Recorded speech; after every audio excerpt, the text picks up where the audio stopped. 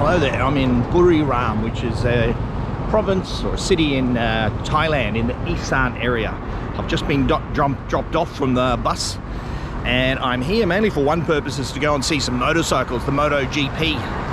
But while I'm here, I also want to check out a few other things. So I can spot down the road there,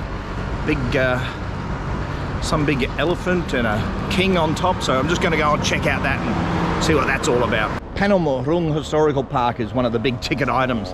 I'm going to go there this morning before I head to the motorcycle track. I want to learn all about that. I think it's got something to do, it's a Khmer temple, so I want to go and check that out.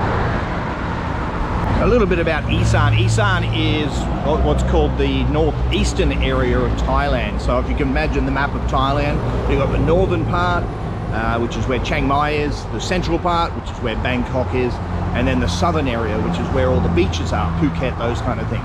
But then if you go to the northeast side, which is close to Vietnam, Laos and Cambodia, that is the northeastern province, and it's known as the Isan province. Now Isan consists of about 70 provinces, and Buriram is kind of like smack bang in the middle and could be arguably considered the capital of Buriram, capital of Isan.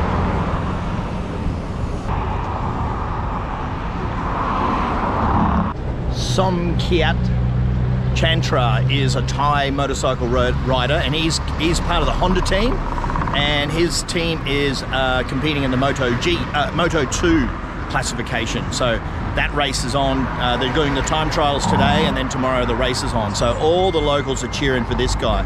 I've seen a lot of 35 t-shirts around Buriram so far. I've seen 35 t-shirts, but I've also seen Buriram United football team t-shirts as well. They are everywhere here in Buriram.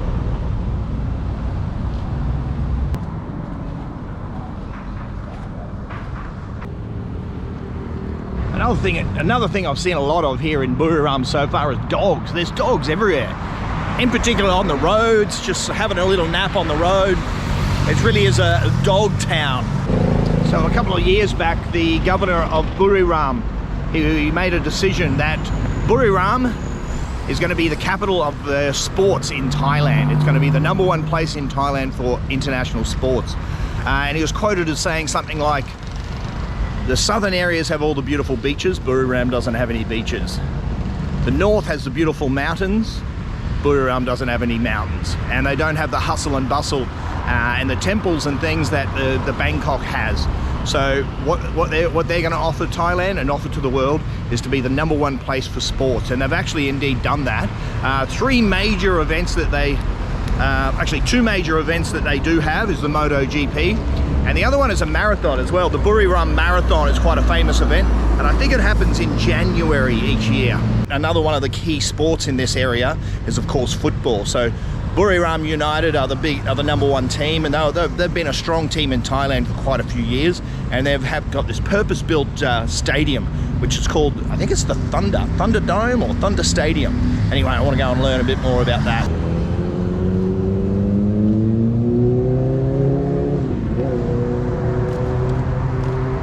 Amazing Thailand indeed. So here's the Chang International Circuit. It's also known as the Buriram International Circuit as well, because there's a lot of countries that don't allow alcohol to be mentioned in any of the advertising. So for those kind of purposes, it is known also as the Buri United International Circuit, but most people know it, and all the signs say Chang International Circuit. So Chang's the #1 beer in this area. They're also they've also got the football stadium here. It's called the Chang Arena. Now this chap here, on top of this elephant, is King Rama I, and that statue is just over here. So I'm going to have a bit of a closer look at that and learn why on earth they have a massive King Rama I statue right in the center of town.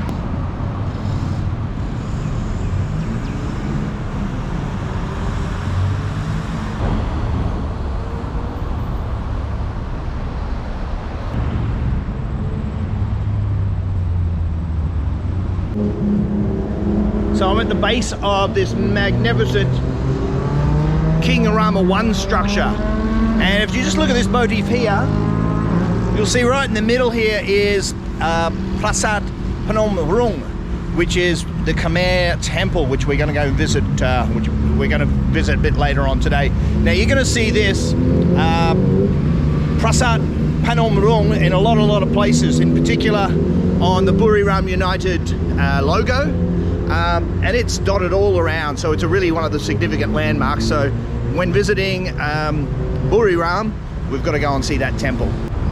Now these really special and beautiful looking parasols here were actually a recent addition. In 2020 is when they were installed all around this King Rama I monument, and now at night time it's absolutely magnificent because these are all lights in the inside, and I did drive past this in the night time, but I didn't have a camera handy, but it is a beautiful sight. So if you're in Buriram in the evening, make sure you go past the King Rama I monument, because it's just a spectacular sight with these new silver parasols that have been installed here.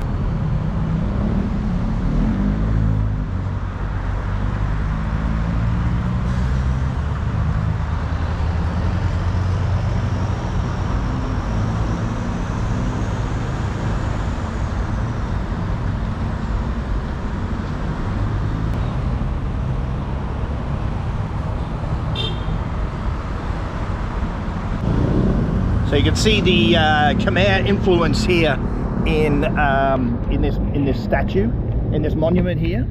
We've got the Nagas here. These Nagas here, they're one of the fiercest Nagas I've ever seen. Now you see Nagas a lot, in particular in anything to do with the Khmer Empire. So we are actually pretty close to Cambodia.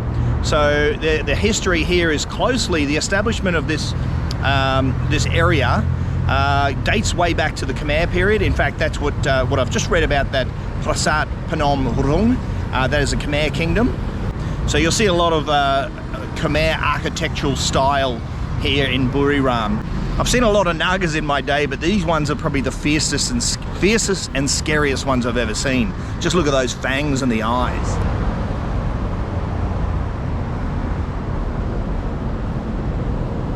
So this statue here of King Rama I on top of the elephant is basically to pay tribute to all the battles that were fought and won by the Siamese army. Now King Rama I also, nearly tripped. King Rama I is also considered the person who founded this city. He established this city. Now I'm just been reading about, there's a place called the City Pillar. The City Pillar has some kind of significance here and some kind of important landmark, so we're going to go and have a look at that next. And I think there's some connection with King Rama I and the City Pillar here in Buriram. So let's go and have a look at that and see what we can learn.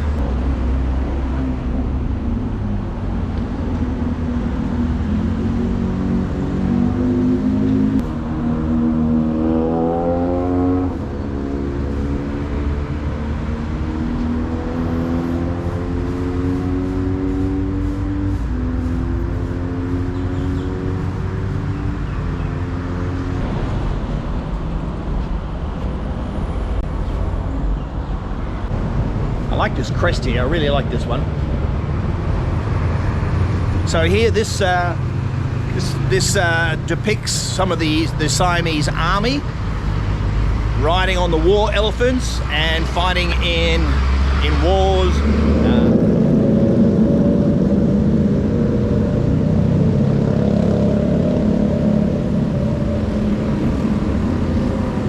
I've been on this roundabout for a little while and found something funny is when people want to do a U-turn, like this guy over here, he just drives around the traffic island rather than actually using the roundabout like it's designed.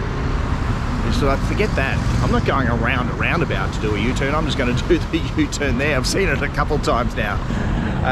And Isan drivers are a little bit different to Bangkok city drivers I've established already. So King Rama I is the founder of Buriram City, and that is why we have the big King Rama I monument right in the middle of the city, and it's a homage and to pay respect to King Rama I. Okay, I'm going to head to the City Pillar now, and once I've finished the City Pillar, I'm going to go to Prasat Phanom Rung. Check out the Khmer temple that's there. One of the really truly significant historical landmarks here in Buriram.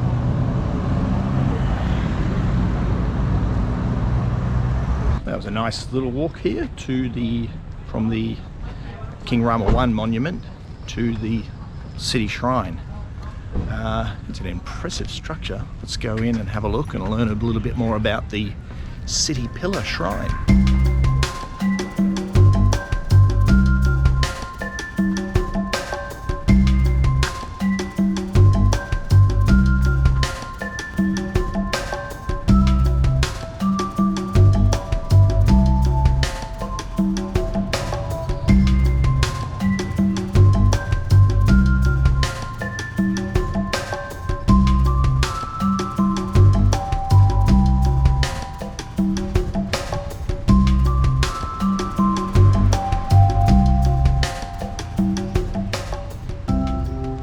So this was actually first built in 1969, and it was just a little kind of a small wooden structure with a tin roof. But in 2006, there was major renovations, and this was constructed in 2006.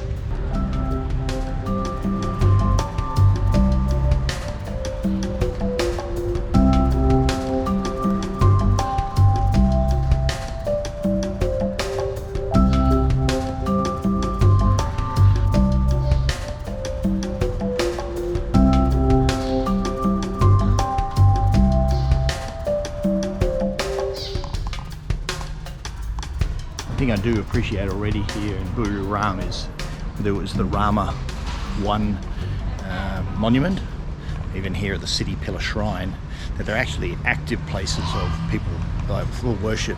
So while I've been visiting here, I've seen a lot of people coming to pay their respects, to offer gifts, to lay wreaths.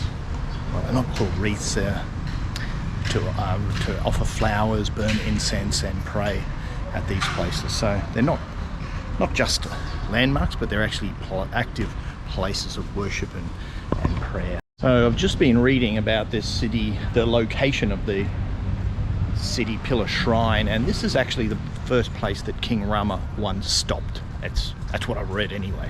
So this is when King Rama I travelled to this area. This was his first stopping point, and that's why this was chosen as the site for the City Pillar Shrine.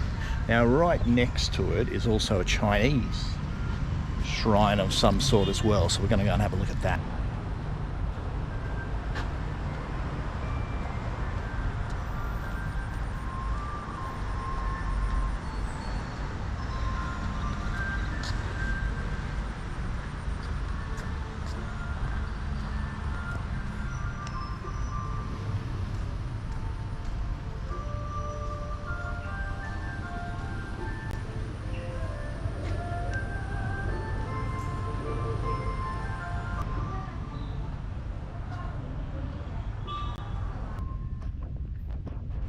Very peaceful place here.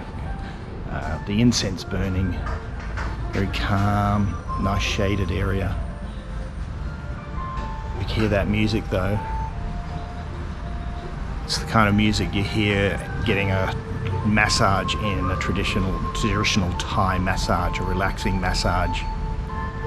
It's kind of gentle music, so it's very nice, very calm here. I feel good. So now it's time to leave the City Pillar Shrine and head to the Khmer temple called Prasat Phanom Rung. And it's a little bit out of town, so I'm not going to be walking there.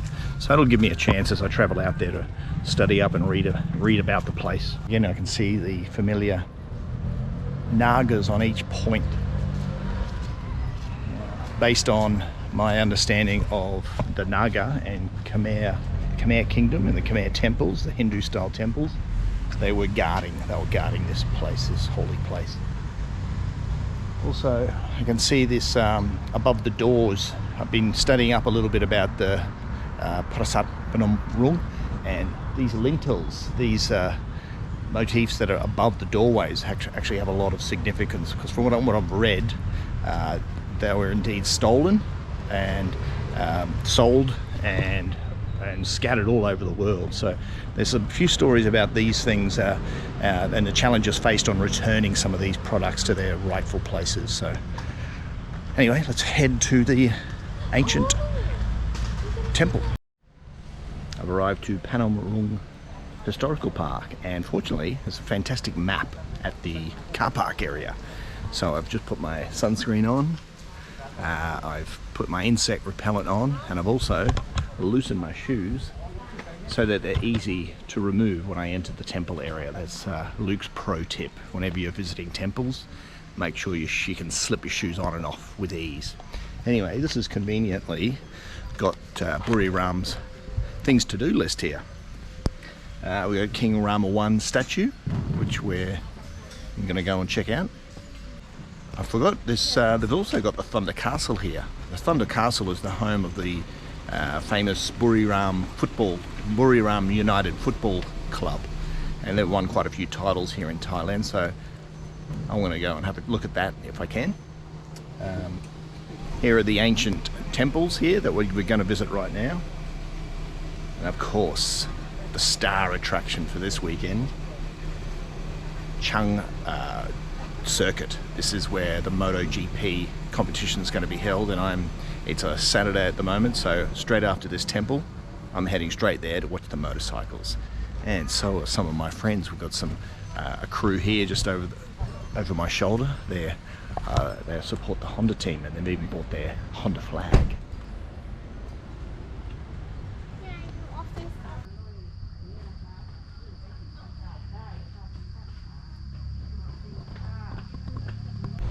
So if you're looking for a souvenir, the Phanom Rung car park area is just for you. It's got plenty of knickknacks and souvenirs for you to purchase. And now I need to buy a ticket. Where the hell am I going to do that? I'll be over here. I'm actually here with my wife and daughter, and we've just discovered, we actually kind of knew it, but just forgot that the ladies need to cover their legs. So fortunately there's some souvenir shops here, so they're going to go and buy themselves some elephant pants. Here's the before shot. Oh, they look good. Nice pants, ladies. So I was just contemplating about the rules, the cultural rules here, that the males can wear shorts, but the females actually are the ones that need to cover their legs. And I was thinking that, you know, sometimes things rule in your favor. Unfair for the ladies, but maybe lucky for the men. But then I looked at the ticket prices. I'm a foreigner, so I have to pay 3 times as much as the Thai passport holders. So you win some, you lose some in this world, in this life.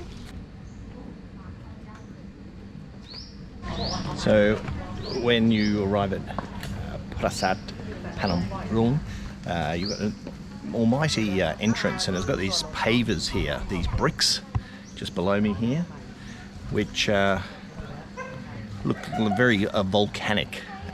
My brother's a geologist, so I can probably ask him all about this, but they look like volcanic kind of a rock, and from what I've just read, they're called laterite stone.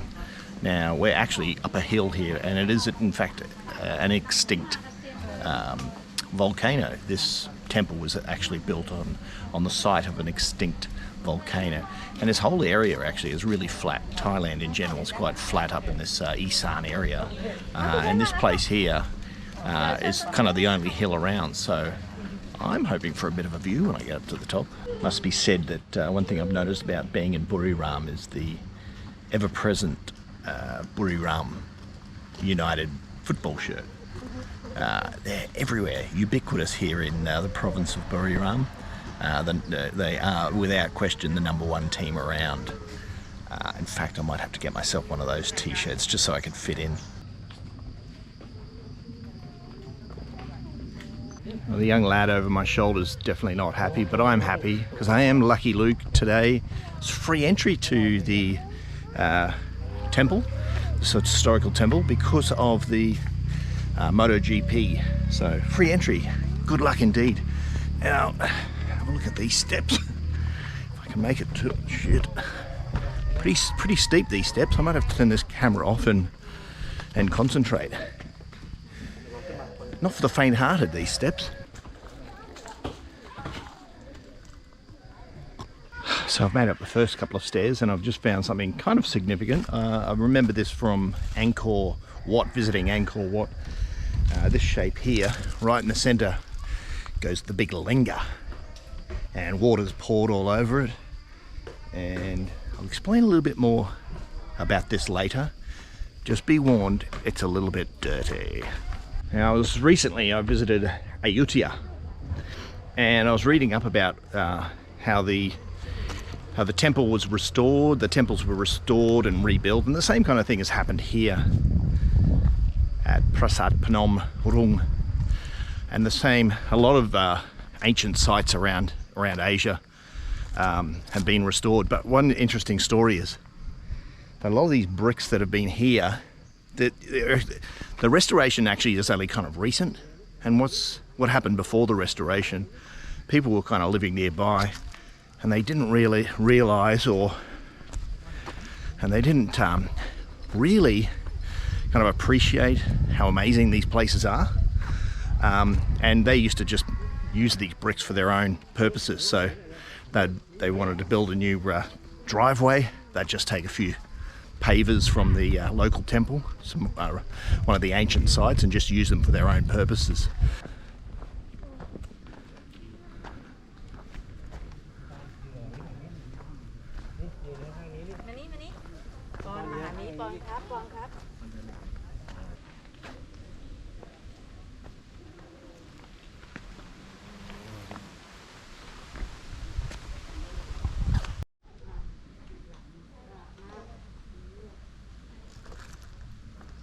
There are 77 sandstone posts along this impressive walkway, and the tops were lotus shaped, but they're not as easily recognizable nowadays because it's sandstone and because of the weathering. Now this walkway here is the idea is kind of from leaving the world and traveling along the path to getting to the heavenly realm. So this is kind of the journey to get to the heavenly.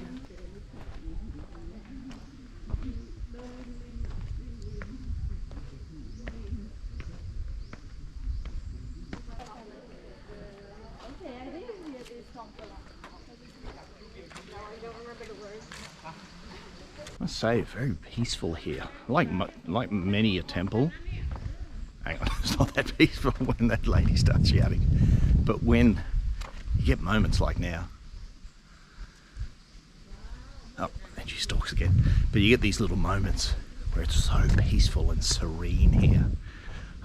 Just love kind of. I'm in the rainy season at the moment, so it's actually quite nice and cool. Although I do have a sweat up. But there's a nice gentle breeze wafting through, just stillness. It's really quite beautiful actually. I love these kind of places. So if you're in Buriram, this needs to be at the top of your list of places to see. So when wandering around here, you can't help but draw some comparisons with Angkor Wat in Cambodia, because this is indeed a Khmer temple, and this actually predates Angkor Wat.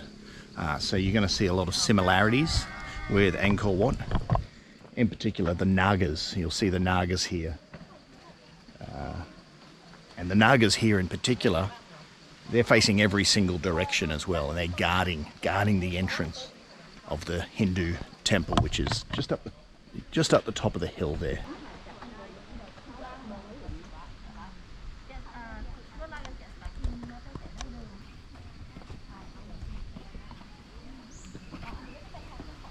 Here's one of these impressive five-headed Nagas here, which are guarding. I think this side is I'm guessing the east. I actually don't know.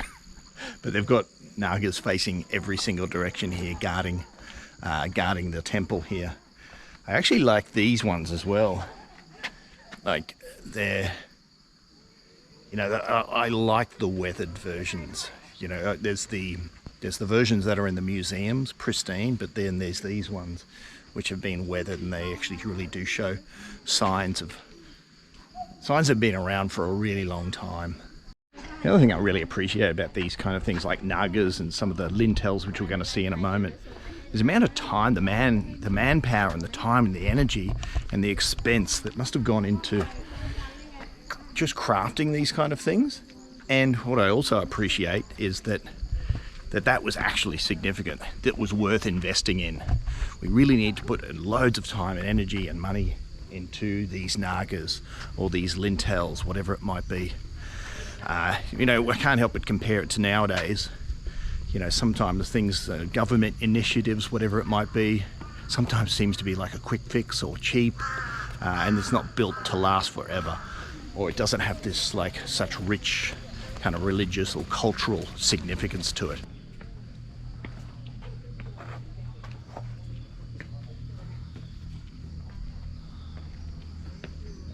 So getting all these sandstones, rocks here, would have taken a mighty effort as well, because they were quarried from the nearby areas, and not only bringing it from the nearby area, but also up the hill, because this is an extinct volcano. Now, I just had the good fortune of overhearing a tour guide. It's one of Luke's tips, actually. If you're ever in a museum and you hear like a guided tour, join it if it's free, but if not, just linger in the background and you'll pick up a few kind of gold nuggets of information.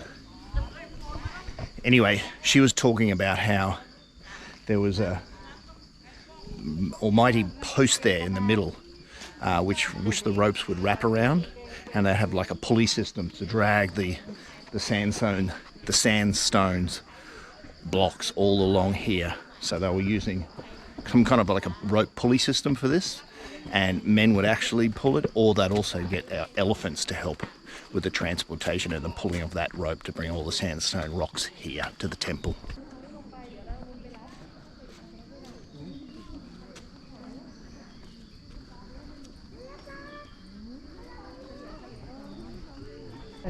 It's a really nice view here.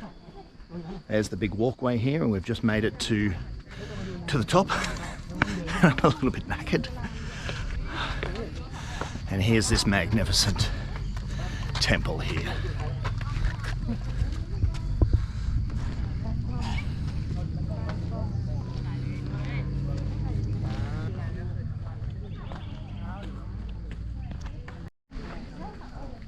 Just notice the little ponds here. Very Khmer style. Water plays a significant part in the construction of and the layout and the design of the temples. Not only small ponds like this, but also there's large bodies of water like lakes nearby. So that's a common feature. Oh, it's a nice view over there.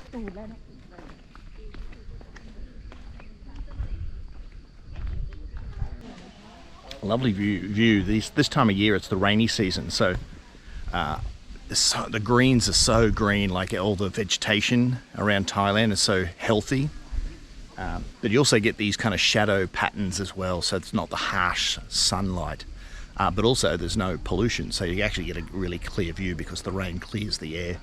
So rainy season is generally considered the low season, and not many tourists travel. But if you're a visual kind of person like me, it's actually one of the best times to travel, because the rain really does some wonders to the landscape.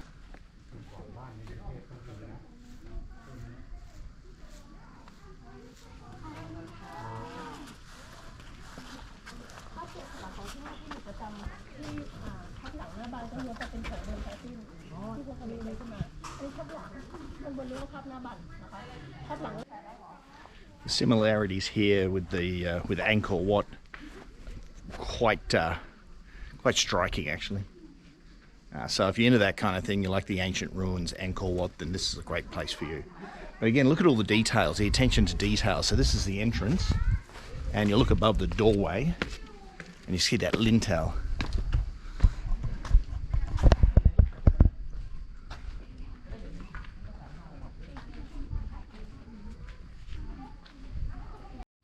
So this image here depicts Shiva.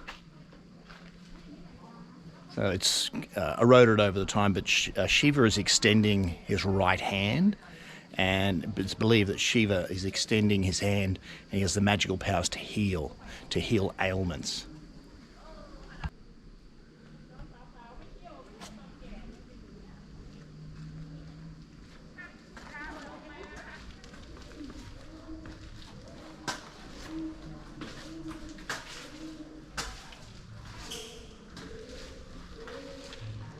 So I just walked through the doorway there to show you what it's like, but there's actually 5 main doorways and the different levels of the temple.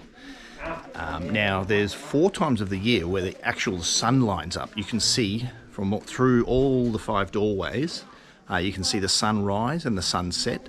So there's 2 sunrises you can see in a year and 2 sunsets that you can see in a year. And as you can imagine, there's loads of people lining up for that perfect photograph to capture that sunlight. Now, it's actually speaking of light, it's really quite interesting walking around here. I'm hoping that it's part of the design, but some of the areas are just so dark, super dark and super quiet. And you can kind of, it's such an eerie feeling. And then you step another meter out and things light up a lot. So really clever use of light here.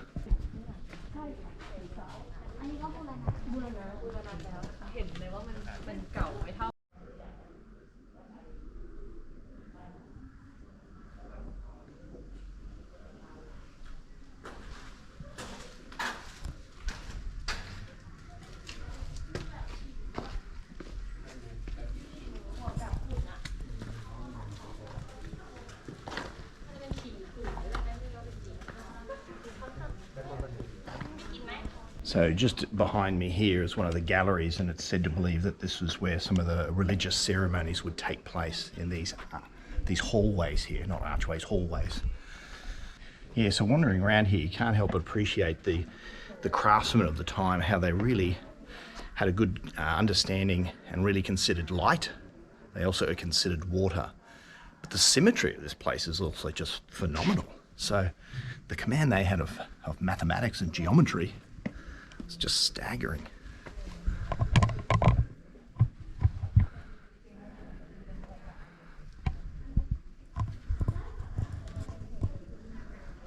So you can see all the sandstones here. They've got these little holes.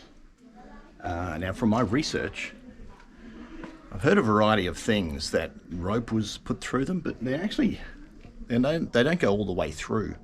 I also heard another report that they were used for sticks. The sticks would be inserted there.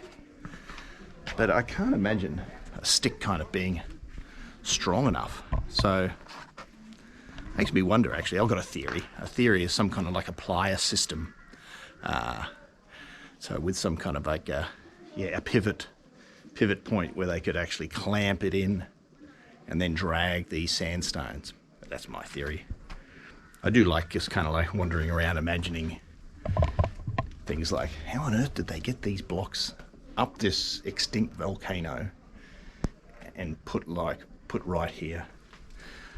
So a lot of evocative images of the ye old days. I love wandering around these kind of places, particularly now that gets us, as I mentioned before, the rainy season. You come here in different times of the day as well. There's different colours. Different colours kind of displayed, so what it looks like in the sun when the sun set, and it is different to what it's like in the middle of the day compared to a sunrise, but it also is different after the rain. But I really feel like I love wandering around these kind of places. It's wonderful. A bit spooky there. A bat just squeaked at me. I might get out of there.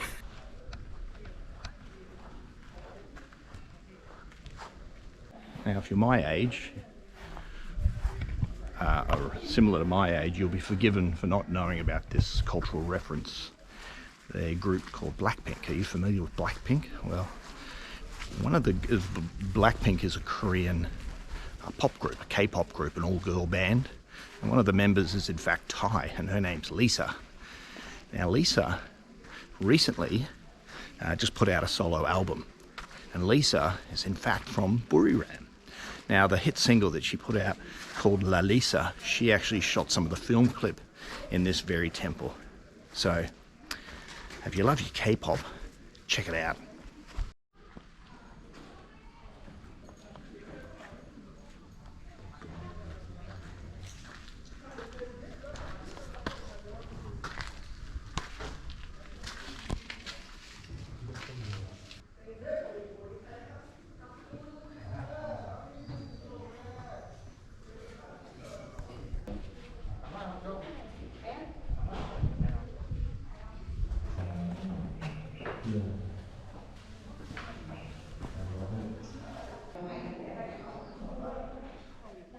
So this here is the linga. Now the linga represents the penis. Now the penis is usually surrounded or sits atop a rectangular shape that represents, you guessed it, the vagina.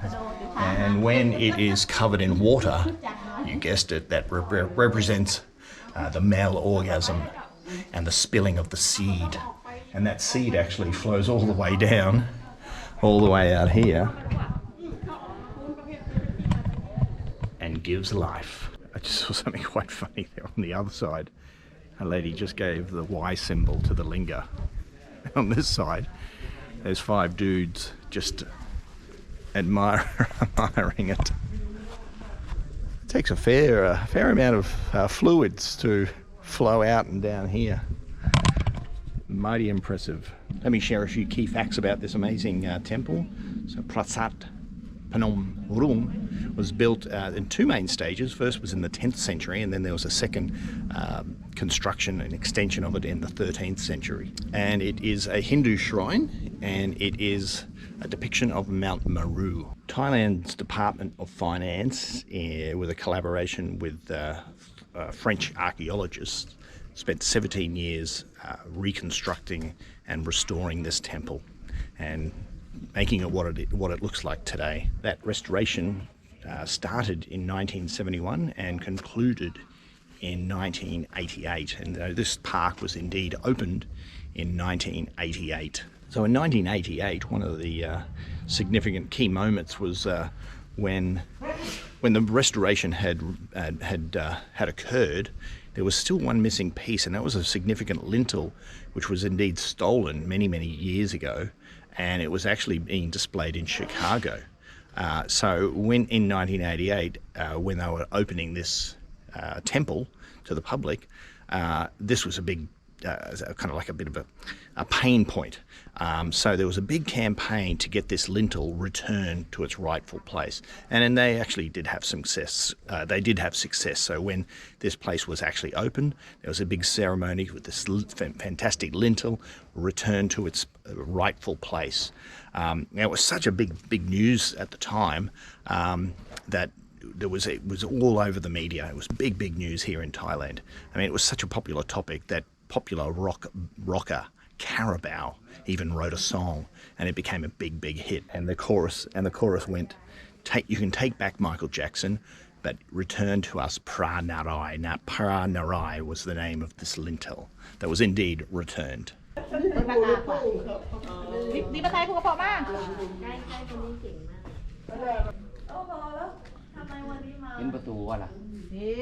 And one of the main significant players in the return of the Pra Narai was, in fact, Elizabeth Cheney.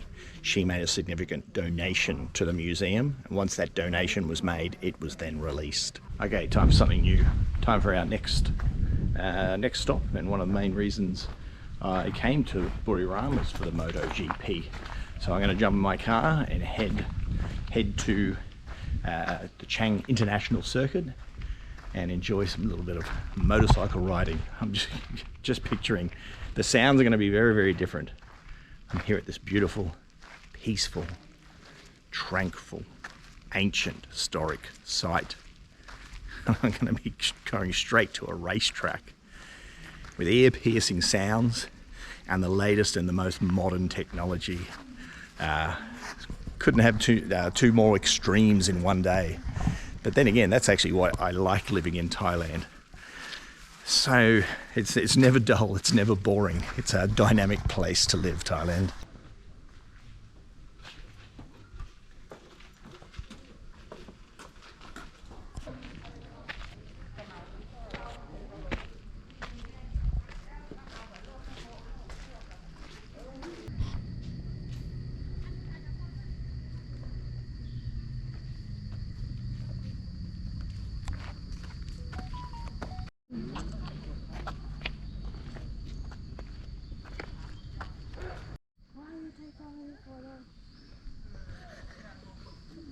Anyway, time for a little snack and some motorcycles. First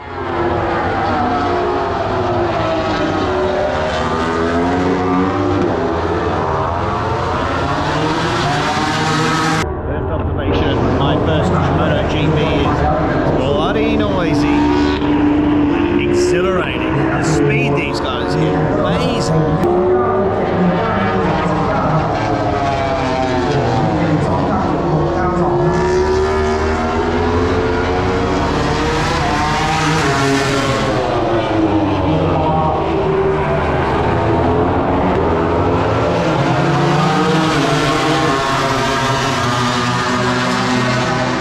So this is day 2 of the MotoGP. It's a 3-day event, and in day 2 is the qualifying round. Basically, they're qualifying for the big race, which is tomorrow on Sunday. I've been keeping a close eye on Miller. He's the Aussie rider. He rides a Ducati. He's phenomenal. Last week he won. That race was in Japan. So he's hitting his straps, and I'm hoping he brings home a victory tomorrow. I haven't taken too much video footage, basically because I've just been soaking it all up. This is my first MotoGP event, and I've absolutely loved it. I've also had a few Changs, funny enough. Chang International Circuit, the official beer here is Chang, and I've been knocking down a few because it's so hot. So I've been trying to keep hydrated, basically. But it's, yeah, amazing event. Now I'm on this little corner here, which is it's the corner just before their home straight. So they come down here, the home straight. So I'm in the big grandstand. Now it's amazing the lean that they get on. First of all, the speed that they generate down here, and then they have to brake hard, and then the lean they get on their bike, and then they need to regain control, and then they accelerate again. And when they accelerate, just down here, what I've been watching, I've been fascinated with. Most of them get up on the front wheel, lifts up because they accelerate so much that their front wheel is lifted. But it's been amazing. It's been a really, really good experience. I'm really looking forward to tomorrow for the big competition. Now there's 3 different classifications. There's the MotoGP, which is the big one, and they're the 1000cc bikes. Then there's the Moto2, and those bikes are up to 600cc. And Thailand has a rider in that race. He's number 35, and he's riding for the Honda team. So all the locals, his name is Chantra. So all the locals are hoping that Chantra gets up and has a win this week. Now, interestingly, his teammate is a Japanese guy, and last week in Japan, the Japanese teammate won. So it'd be nice if the Thai rider got up and had a win for Honda. So that's the MotoGP 2 classification. No, sorry, yeah, MotoGP 2, and then the Moto 2 classification, and then there's a Moto 3 classification, and that's for smaller bikes. That's 250cc is the limit. And there's also a little age limit on the riders, so that's for the younger riders. So that's coming up tomorrow as well. So today's been phenomenal. I've really, really loved it. The noise here is just, yeah, absolutely deafening. When these bikes accelerate, it's just phenomenal. You can just feel it.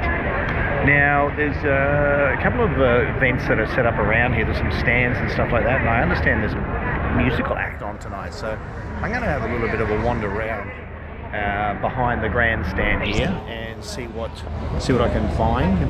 Maybe buy some merch. Maybe have a few more Changs.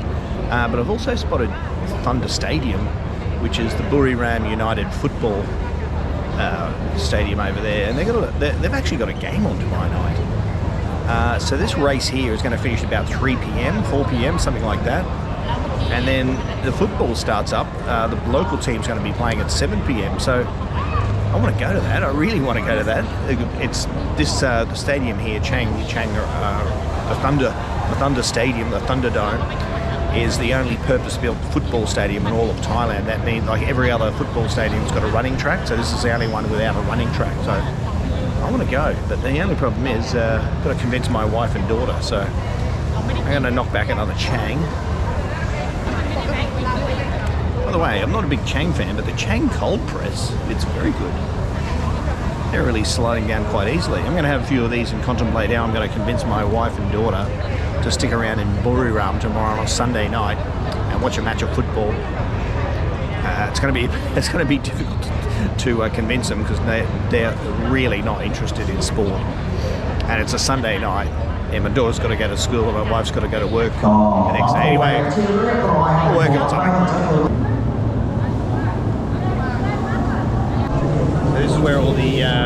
teams are and where they get work on their bikes. And I can see one of the riders who's just the KTM rider is taking an ice bath just down there. But over this side here, we've got also the workshops where all the action is.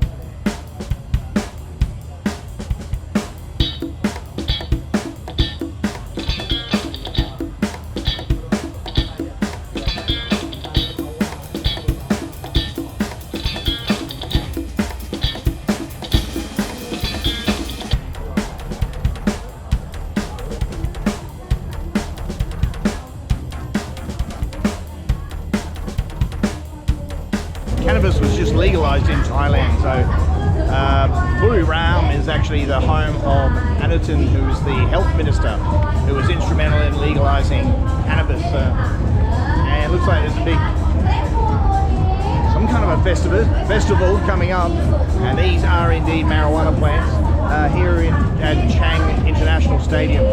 I don't know what it's about. There's a few comedians and a bit of live music. Maybe just a big ganja fest, who knows. So I found the big stage set up. There's the Chang stage for tonight's big performance.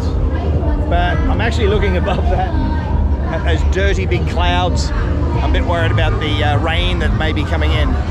But there's also the Chang house with its indoor venue here, and the music's pumping already. The Chang's flowing.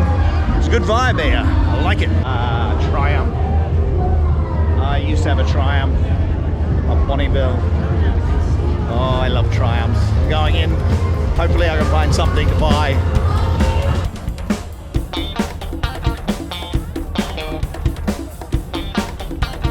I found the perfect shirt in the Triumph booth. They didn't have my size. So I got a bottle opener instead, Triumph can opener. So I didn't leave empty-handed. It's actually quite common for me wandering around Thailand. I see a pair of shoes I like or a shirt I like, not my size. So I'm kind of used to that.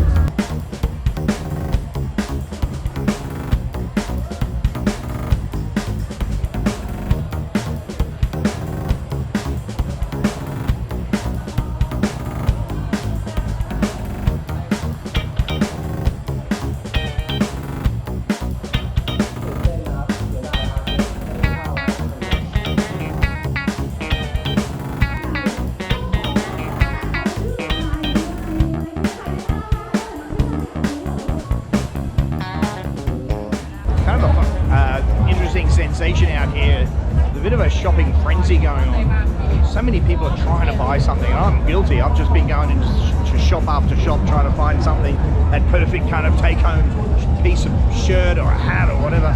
That I want that one piece, that one little memento of the occasion. And I'm not the only one. Like I just had a look at some of the shirts on that rack. It's just a frenzy. People are like trying to find something. Everyone's so excited about being here. They want to take a little piece of it home with them. So I found a shirt, Ducati shirt. So I'll save that one for tomorrow when the big race is on. Anyway, time for a beer and a little bit of a rock concert. I hear there's something happening on the big stage. So I've just arrived to Chang International Raceway, and they've got their own, this is called the Sand Castle, and it's a replica of Prasat Phanom Rung, which is where we just visited earlier. So there's a buzz in the air. Everything's quite exciting here. But anyway, let's go get our tickets and enjoy a bit of MotoGP. Things to look for when you know you're in Buriram. Buriram United t-shirts and marijuana. Just in the back of this ute, this guy's got a few marijuana plants. It's a pretty common sight around here.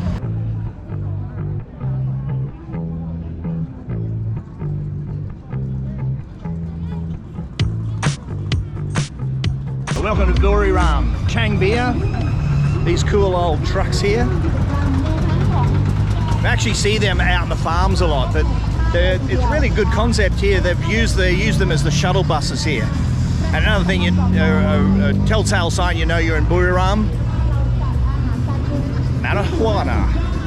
A big paddock, a big display here, full of ganja. Welcome to the Chang International Circuit. Here's a nice touch. The marijuana plantation is being guarded by Tyre Naga.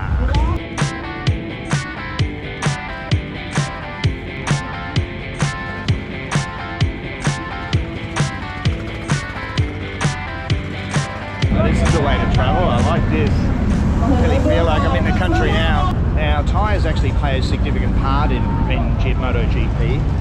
Now, a few years back, they brought in a rule that there's actually a tyre spec. That means all motorcycles have to use the same tyres. Now, there's 3 tyres to choose from. There's the wet weather tyre, the soft tyre, and the hard tyre. Now, the hard tyre is built for speed, so it's not as good for cornering. It doesn't cling to the road as well, but it's really good for going fast in a straight line. The soft tyres, however, really grip the road, so cornering, they're exceptionally good for cornering. However, the problem with the soft tyres is they burn out. They actually start to fall apart. So managing, if a rider actually has some soft tyres, they've got to be really careful with how they kind of manage them and take care of the soft tyres. So they have a distinct advantage for the grip, but there's a big disadvantage with the amount of wear that they incur. And then the other tyre is the wet weather tyre. Now today it looks like it might even rain. So there's an important decision for teams to make as to which tyres they put on their bikes. Because if you've got a wet weather tyre, it's going to be great for the rain, but if the rain stops and the track dries out, the wet weather tyres are terrible. So tyres are have a big part in today's race. Actually, when I was a kid, I grew up on a farm, so it's actually taken me back jumping in the back of the truck. I haven't jumped in the back of the truck and ridden on a bumpy road for a long time, so I'm already having a good time and I haven't even got to my seat.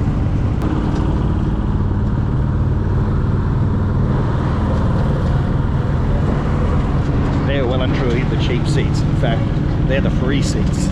Actually, not a bad view.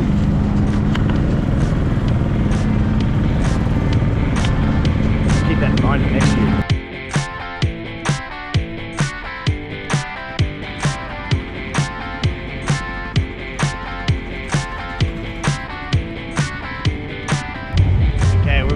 Here, gate number 1, and over here we've got the big stage set up for tonight's party, of course sponsored by Chang Beer. So you can already hear the party music pumping, get everyone in the mood.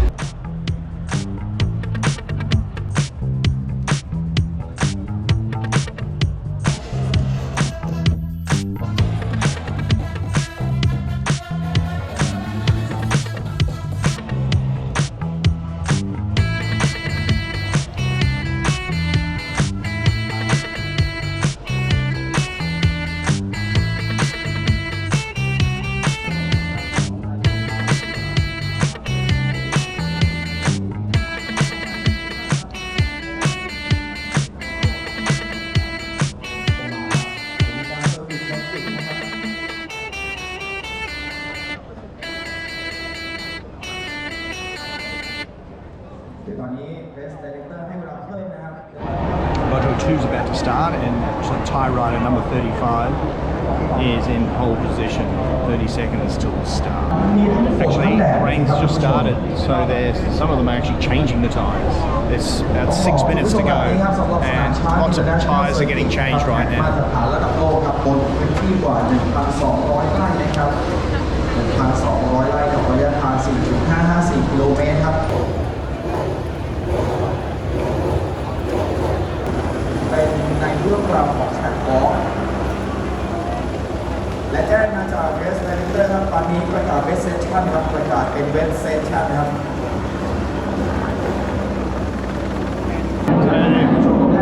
Change of tyres and the warm-up laps begin.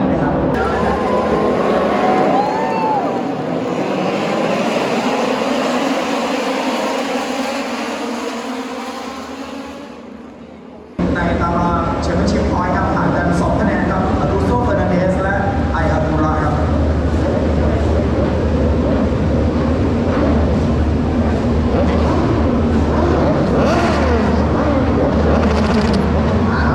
ณผู้ชมครับเราจะเข้าสู่บรรยากาศการแข่งขันครับ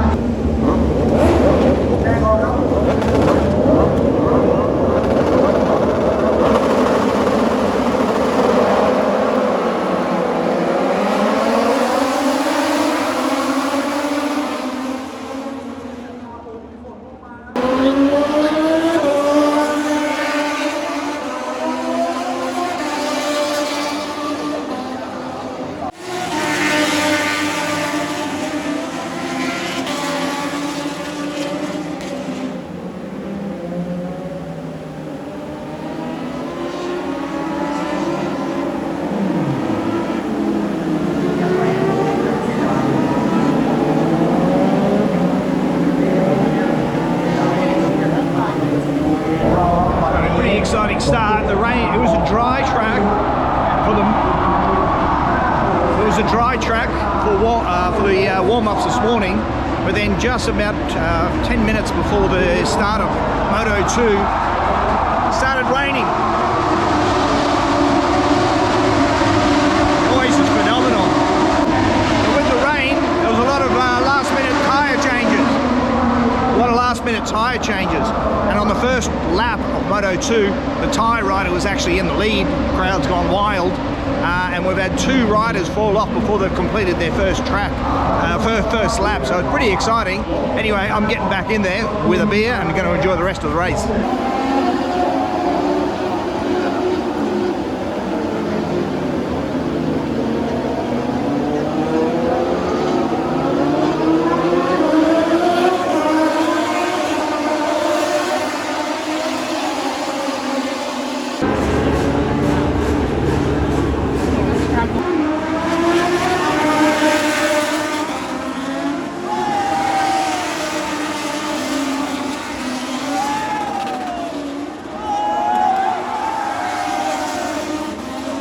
So the race has been stopped, red flag, because it's just way too wet out there. Now because the minimum distance, 2/3, has not been completed of the race, they're actually going to restart the race. So the rain's kind of stopped a little bit now, so I don't know how long it's going to take until the race is restarted, but it's pretty exciting. It's very wet out there, a lot of water. Pretty dangerous, especially on this straight just here. You can see aquaplaning a little bit when they were trying to accelerate, get their balance. I was just losing it a bit, so it did get a bit too dangerous here. So when they restart, it's going to be a 5-lap sprint. Don't know how long it's going to take, but it should be pretty exciting. The track will still be a bit wet, but the rain has stopped. But 5-track sprint coming up.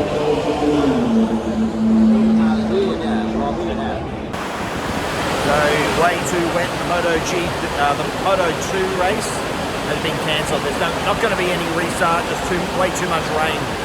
So that means because they didn't reach the 2/3 of the race finish, they're going to now only award half the points. And now we wait and see. Hopefully this rain passes and the MotoGP proceeds.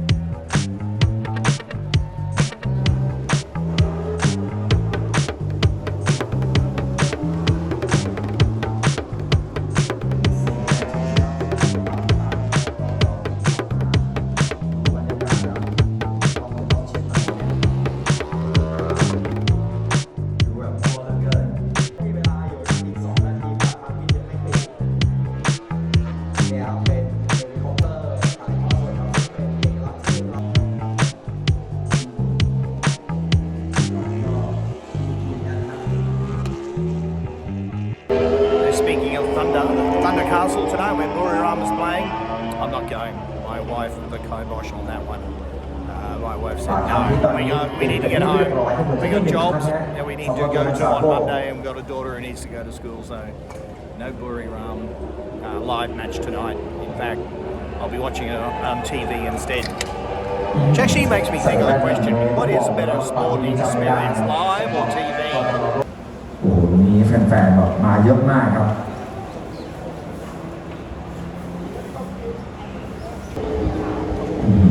ทุกอย่างมาครบเลยสำหรับใครที่แต่งรถไม่เป็นนะครับแนะนำครับซื้อรุ่นนี้ครับจบเลยครับแต่งมาให้เรียบร้อยนะครับกำลังจะเข้าสู่บรรยากาศวอร์มอัพแลปถึงรอบก่อนแล้วก็รถจะกลับมาจอดที่พิสตาร์นะครับก่อนที่จะทำการแข่งขันทั้งหมด25 รอบในรุ่นของ MotoGP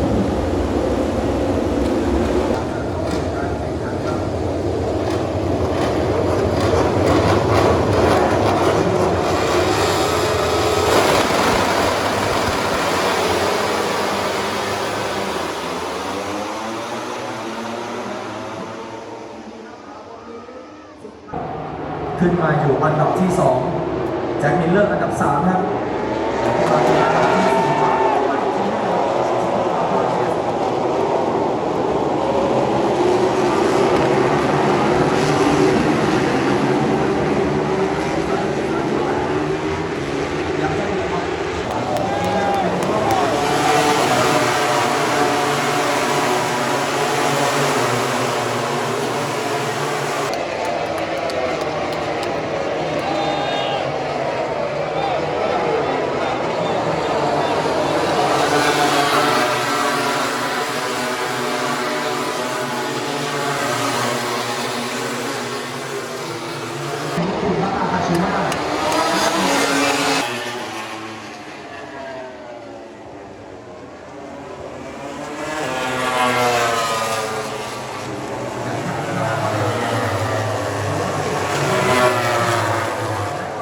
4Managed to get the race done before the big storm hit, and with the waft of marijuana in the air, I'm leaving the stadium. The KTM team were the winners today, and Jack Miller, the Aussie rider on the Ducati, came second. That was the guy I was rooting for. So it was a good day out, really good day out. Now I haven't managed to convince my wife and daughter to go to the Buriram football match, so I'm going to call it a day now. We're going to head back to Bangkok after an outstanding weekend trip to Buriram. As I kind of wander and conclude, I do still come back to that question about I love sports, but what is better, the live viewing experience or the television experience? Like, it was a fair bit of an effort to get to come from Bangkok all the way to Buriram for the MotoGP, and I was trying to weigh it up in my mind. I've got a fairly long journey back, about 5 hours back to Bangkok, to weigh up whether it was really worth it or not. I had a brilliant time. I really did love it, but was it better off staying in going to a local pub to watch it, or sitting on the couch at home watching it? Because you get the commentary and you get close-ups and things like that, so that's something I'm going to ponder as I drive home.